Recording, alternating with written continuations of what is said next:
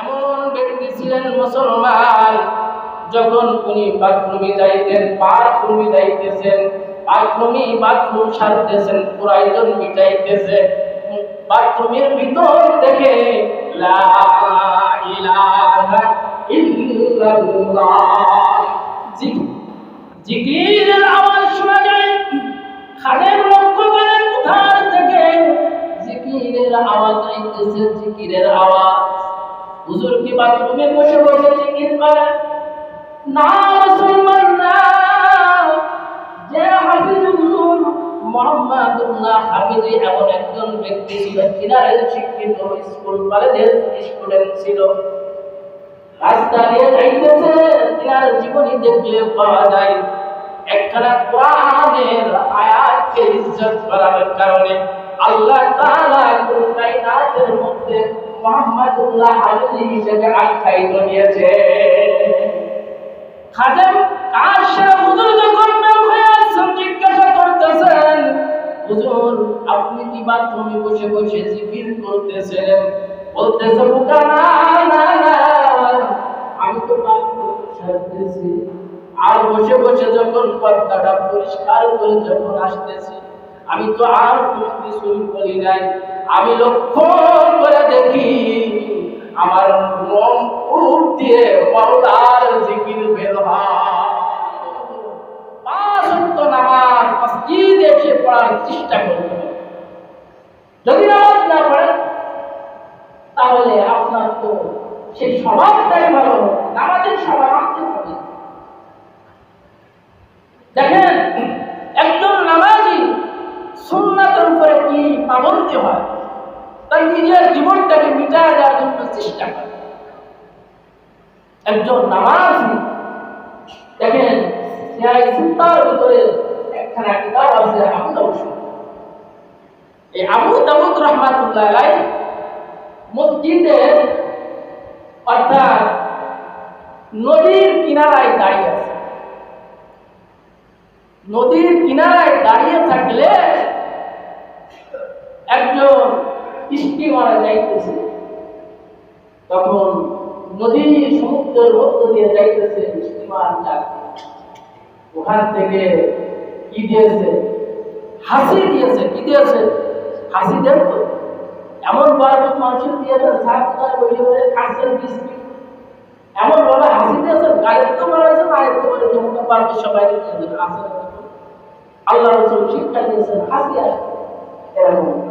এভাবে যদি নারীর হাতে যদি না থাকে, এরকম হাসি দেয়, মানুষের কোনো কষ্ট না হয়, মানুষ অস্বাভাবিক যেন না মনে করে, তোমাকে মূর্খ যেন না মনে করে, রাসূলের সুন্নাতের উপরে যদি চলতে পারো, তাহলে তোমার সুন্দর, তোমার সোনালী জিন্দেগি, সুন্নাতে জিন্দেগি তোমার চলে আসবে, সবাই তোমাকে ভালো করতে থাকবে।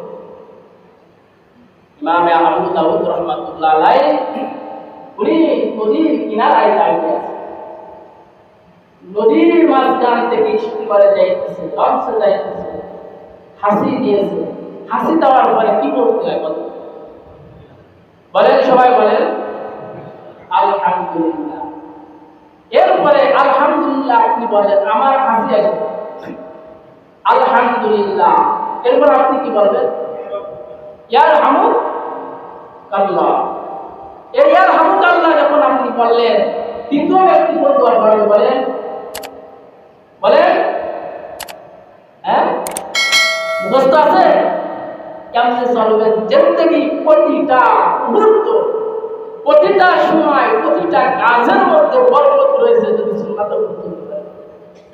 আলহামদুলিল্লাহ, ইয়ারহামুকাল্লাহ, ইয়াহদিকুমুল্লাহ ওয়া ইউসলিহ বালাকুম। সুবহানাল্লাহ। এইভাবে যদি নিজের সুন্নাতের উপরে চলতে পারেন মুসলমান, তাহলে সোনালী জিন্দেগির সোনালী সেই সাবাজ বাইতের আখলাক আমার মধ্যে চলে আসবে। আল্লাহ রাসূল বলেছেন, তোমরা শিখবা আলেমদের কাছে শেখো, নিজেকে আলেমদের কাছে বিঠায় দাও। সদস্য হুজুর আল্লামা শামসুল ফরিদপুরি রাহমাতুল্লাহ আলাইহি বড় সন্তান ও হাফেজ রাহমান সাহেব নাই, উনি মারা গেছেন। উনি যখন নোয়াপাড়া মাদ্রাসায় হাফিজে বুখারীর দোয়ার অনুষ্ঠানে আসছিলেন, উনি আলোচনা করতে করতে দোয়া সম্পর্কে আলোচনা করতেছিলেন। আলোচনার মুলাকাত ফিনিশিং যাইয়া উনি বলতেছিলেন, ও মুসলমান, তোমরা ভালো করে শোনো, আমি আপনাদের কাছে আসতে একদিন আর আপনাদের কাছে আমি আসতে পারবো না। আমার আব্বাজান ছিলেন মুজাহিদ আজম আল্লামা শামসুল হক ফরিদপুরি রাহমাতুল্লাহ আলাইহি। তিনিও বেঁচে নাই, তিনিও বেঁচে নাই। তিনার সহপাঠী যিনারা ছিলেন তিনারাও দুনিয়াতে বেঁচে নাই।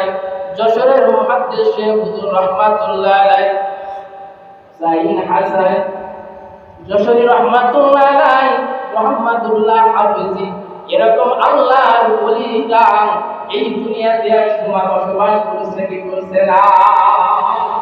এই রঘুনাথ তুমি যে মাদ্রাসা যার নামে নাম করো, যশোরী মুহাদ্দিস শেখ হুজুর রাহমাতুল্লাহ আলাইহি নামে নাম করো, উনারই ইতিহাস। এ মুসলমান, উনি বলতেছিলেন যে কথাটা বুঝাইতে চাই, হাফেজ ওমর আহমদ শেখ রাহমাতুল্লাহ আলাইহি বলতেছিলেন, আমার আব্বা ছিলেন, এখন নাই। যশোরের মুহাদ্দিস শেখ ছিলেন, এখন নাই। মুহাম্মাদুল্লাহ হাফেজি এমন ব্যক্তি ছিলেন মুসলমান, যখন উনি বাথরুমে যাইতেন, বাথরুমে যাইতেছেন, বাথরুম সারতেছেন, প্রয়োজন মিটাইতেছে, বাথরুমের ভিতর থেকে লা ইলাহা ইল্লাল্লাহ জিকিরের আওয়াজ শোনা যায়। খাদেম লক্ষ্য করেন কোথার থেকে জিকিরের আওয়াজ আইতেছে, জিকিরের আওয়াজ। হুজুর কি বাথরুমে বসে বসে জিকির করেন? না মুসলমান, না।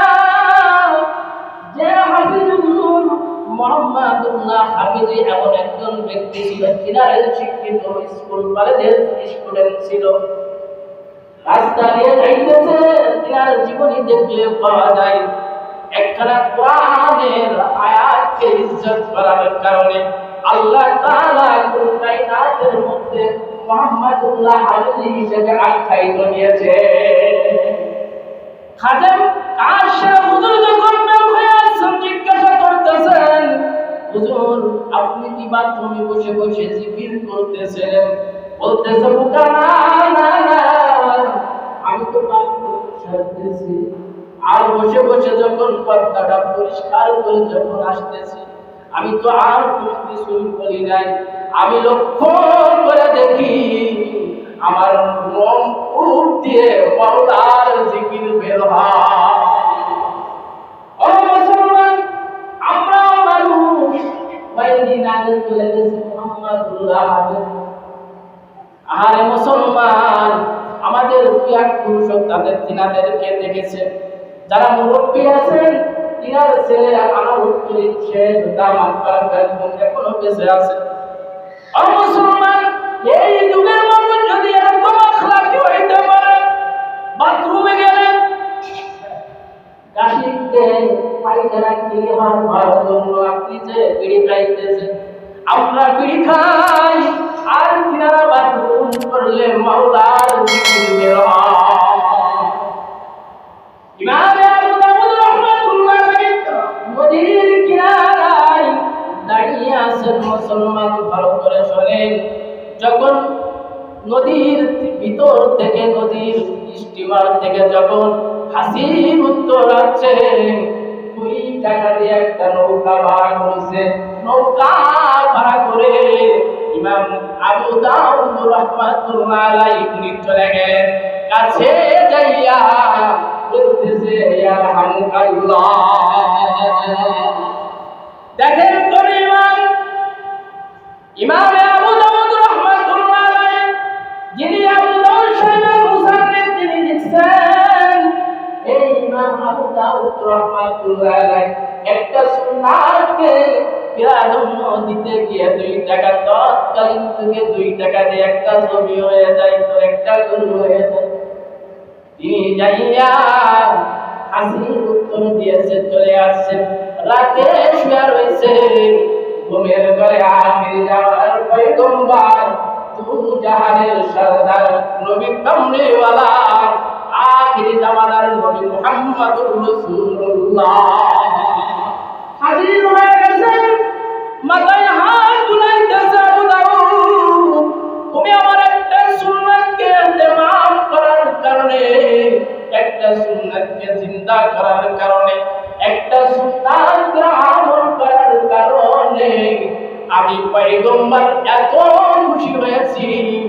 আল্লাহ পাক রব্বুল আলামিন তোমার এই আমলের কারণে আবু দাউদ নামক একখানা কিতাব তুমি পায়া যাওয়া। ও মুসলমান, সেই রকম ভাবে যদি সুন্নাতের উপরে যদি উঠাইতে হবে নিজেকে, ইনারা কিভাবে সুন্নাত আমল করেছেন বিষয় বুঝতে হবে। কার কাছ থেকে শিখবেন? আমাদের আকা আমাদের কাছে ওই কথাটা লক্ষ্য করেন। সদস্য হুজুর আর নাই, উনি বলেছিল এই জামানায় যাকে পাইবা তোকে ওই স্থানে রেখে তুমি যদি পথ চলন করতে পারো, অনুসরণ করতে পারো, তাহলে আমার আব্বা জানকে পাওয়ার মতন যে ঘাটতি ছিল ওই ঘাটতি থাকবে না। ওই প্রয়োজন উনার দ্বারা আপনারা মিটাইতে পারবে। ঠিক আছে তো? মুসলমান, বিবেক নাই, বিবেক নষ্ট হয়ে গেছে। নিজেকে আগে পরিবর্তন করতে হবে। নিজেকে যখন পরিবর্তন করতে হবে, কিসের মাধ্যমে আপনি আল্লাহর কাছে সাহায্য চাইবেন? এই পুরো বাংলাদেশের মধ্যে যে অবস্থা শুরু হয়ে গেছে মুসলমান, এখন আমাদের দরকার বেশি বেশি করে দোয়া করা, বেশি বেশি করে দোয়া করা। যখন ইবাদা পয়গম্বর বলেছেন, স্বয়ং আমার আল্লাহ শিক্ষা দিয়েছেন, উদউনি আস্তাজিব লাকুম, বান্দা তোমরা ডাকো, আমি আল্লাহ তোমাদের ডাকের সাড়া দিব। দোয়া করতে পারবেন? দেশ ও জাতিকে ঠান্ডা করে পারবেন? এতটুকু তো পারবেন। বেশি বেশি করে দোয়া করতে হবে। আর কিছু লোক এই অসৎচারীরা আমাকে আপনাকে ক্ষতি করতে চাইবে।